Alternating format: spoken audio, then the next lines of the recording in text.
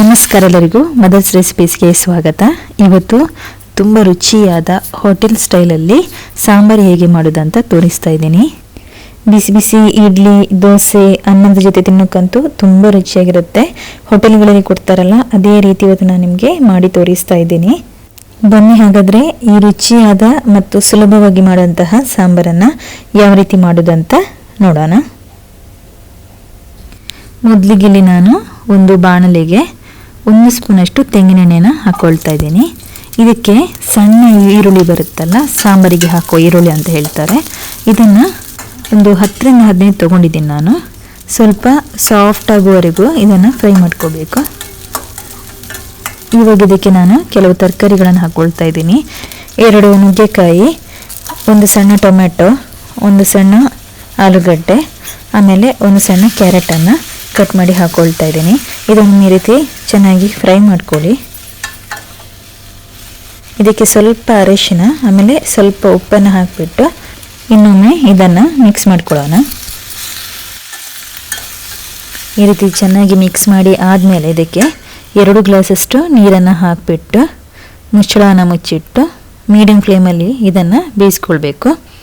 ಈಗ ಇಲ್ಲಿ ಮಸಾಲೆನ ರೆಡಿ ಮಾಡ್ಕೊಳ್ಳೋಣ ಸಾಂಬಾರಿಗೆ. ಇಲ್ಲಿ ಸ್ಟವ್ ಆನ್ ಮಾಡಿಬಿಟ್ಟು ಇದರ ಮೇಲೊಂದು ಪ್ಯಾನ್ ಇಟ್ಟಿದ್ದೀನಿ. ಇದಕ್ಕೆ 1 ಸ್ಪೂನಷ್ಟು ತೆಂಗಿನ ಎಣ್ಣೆನ ಹಾಕ್ಕೊಂಡಿದ್ದೀನಿ.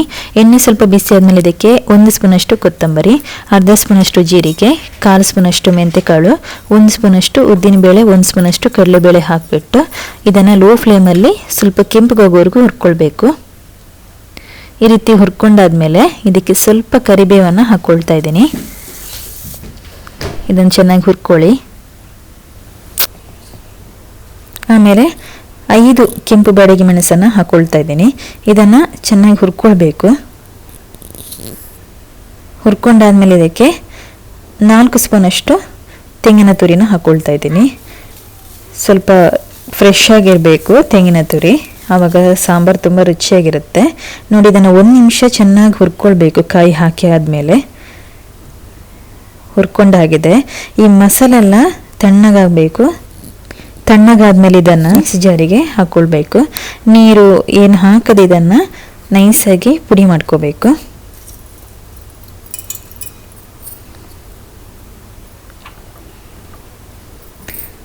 ನೋಡಿ, ಈ ಥರ ಪುಡಿ ಮಾಡ್ಕೋಬೇಕು. ಎಷ್ಟು ನೈಸಾಗಿ ಪುಡಿ ಆಗಿದೆ ನೋಡಿ. ತರಿಯಾಗಿ ಪುಡಿ ಮಾಡ್ಲಿಕ್ಕೆ ಹೋಗಬೇಡಿ, ನೈಸಾಗಿ ಪುಡಿ ಆಗಬೇಕು. ಇಲ್ಲೀಗ ತರಕಾರಿ ಕೂಡ ಚೆನ್ನಾಗಿ ಬೆಂದಿದೆ. ಈಗ ಈ ಪುಡಿ ಮಾಡಿದ ಮಸಾಲೆಯನ್ನು ಇದಕ್ಕೆ ಹಾಕ್ಕೊಳ್ಳೋಣ. ಒಮ್ಮೆ ಈ ಥರ ಚೆನ್ನಾಗಿ ಮಿಕ್ಸ್ ಮಾಡ್ಕೊಳ್ಳಿ.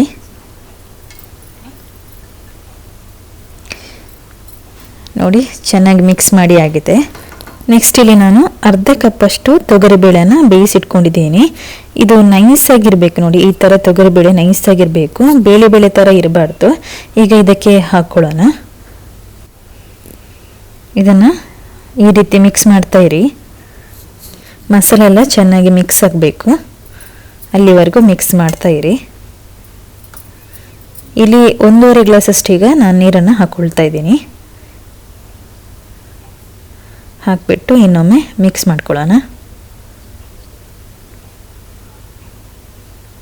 ಇವಾಗ ಇದಕ್ಕೆ ಹುಣಸೆ ಹಣ್ಣಿನ ನೀರನ್ನು ಹಾಕ್ಕೊಳ್ತಾ ಇದ್ದೀನಿ. ಅರ್ಧ ನಿಂಬೆ ಹಣ್ಣಿನ ಗಾತ್ರದಷ್ಟು ಹುಣಸೆ ಹಣ್ಣನ್ನು ಇಲ್ಲಿ ನಾನು ತೊಗೊಂಡಿದ್ದೀನಿ.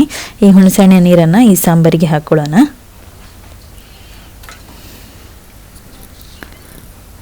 ಈಗ ಮುಚ್ಚಳನ ಮುಚ್ಚಿಟ್ಟು ಮೀಡಿಯಂ ಫ್ಲೇಮಲ್ಲಿ ಇದನ್ನು ಕುದಿಸ್ಕೊಳ್ಳೋಣ. ನೋಡಿ, ಚೆನ್ನಾಗಿ ಕುದೀತಾ ಇದೆ ಸಾಂಬಾರು. ಇದಕ್ಕೆ 1 ಸ್ಪೂನಷ್ಟು ನಾನು ಬೆಲ್ಲದ ಪುಡಿನ ಹಾಕ್ಕೊಳ್ತಾ ಇದ್ದೀನಿ. ಹಾಗೆಯೇ ರುಚಿಗೆ ಎಷ್ಟು ಬೇಕಷ್ಟು ಉಪ್ಪನ್ನು ಕೂಡ ಹಾಕ್ಕೊಳ್ತಾ ಇದ್ದೀನಿ.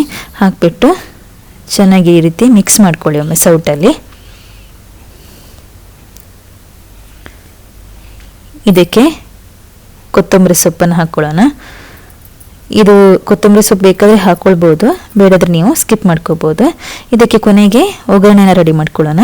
ಒಗ್ಗರಣೆಗೆ ಇಲ್ಲಿ ನಾನು 1 ಸ್ಪೂನಷ್ಟು ತೆಂಗಿನ ಎಣ್ಣೆನ ಹಾಕ್ಕೊಳ್ತಾ ಇದ್ದೀನಿ. ಎಣ್ಣೆ ಸ್ವಲ್ಪ ಬಿಸಿ ಆದಮೇಲೆ 1 ಸ್ಪೂನಷ್ಟು ಸಾಸಿವೆನ ಹಾಕ್ಕೊಳ್ತಾ ಇದ್ದೀನಿ. ಸಾಸಿವೆ ಚಟ್ಪಟ ಅಂತ ಆದಾಗ ಸ್ವಲ್ಪ ಕರಿಬೇವಿನ ಸೊಪ್ಪನ್ನು ಹಾಕ್ಕೊಳ್ಬೇಕು. ಇವಾಗ ಈ ಸಾಂಬಾರಿಗೆ ಹಾಕ್ಕೊಳ್ಳೋಣ. ಸಾಂಬಾರು ರೆಡಿಯಾಗಿದೆ. ತುಂಬ ಘಮ ಅಂತ ಪರಿಮಳ ಬೇರೆ ಬರ್ತಾ ಇದೆ. ರುಚಿ ಕೂಡ ತುಂಬ ಚೆನ್ನಾಗಿ ಬಂದಿದೆ. ನೀವು ಇದೇ ಥರ ಮನೇಲಿ ಟ್ರೈ ಮಾಡಿ. ಇದನ್ನು ಇಡ್ಲಿ, ಅನ್ನ, ದೋಸೆ ಜೊತೆ ತಿನ್ನೋಕ್ಕಂತೂ ತುಂಬ ರುಚಿಯಾಗಿರುತ್ತೆ. ಹೋಟೆಲ್ ಸ್ಟೈಲಲ್ಲೇ ಮಾಡಿದ್ದೀನಿ. ಇಡ್ಲಿ ಜೊತೆ ಕೊಡ್ತಾರಲ್ಲ ಸಾಂಬಾರ್, ಅದೇ ರೀತಿ ಮಾಡಿದ್ದೀನಿ. ನೀವು ಇದೇ ಥರ ಮನೇಲಿ ಟ್ರೈ ಮಾಡಿ. ಹಾಗೆ ನಿಮ್ಮ ಅಭಿಪ್ರಾಯವನ್ನು ಕಮೆಂಟಲ್ಲಿ ತಿಳಿಸಿ. ನನ್ನ ಈ ರೆಸಿಪಿ ನಿಮ್ಗೆ ಇಷ್ಟ ಆದರೆ ಪ್ಲೀಸ್ ಸಬ್ಸ್ಕ್ರೈಬ್ ಮಾಡಿ, ಲೈಕ್ ಮಾಡಿ, ಶೇರ್ ಮಾಡಿ. ನನ್ನ ಈ ಚಾನಲನ್ನು ಸಪೋರ್ಟ್ ಮಾಡ್ತಾಯಿರಿ. ಮುಂದಿನ ಮತ್ತೊಂದು ರೆಸಿಪಿಯೊಂದಿಗೆ ಮತ್ತೆ ಬರ್ತೀನಿ. ಅಲ್ಲಿವರೆಗೂ ಧನ್ಯವಾದಗಳು.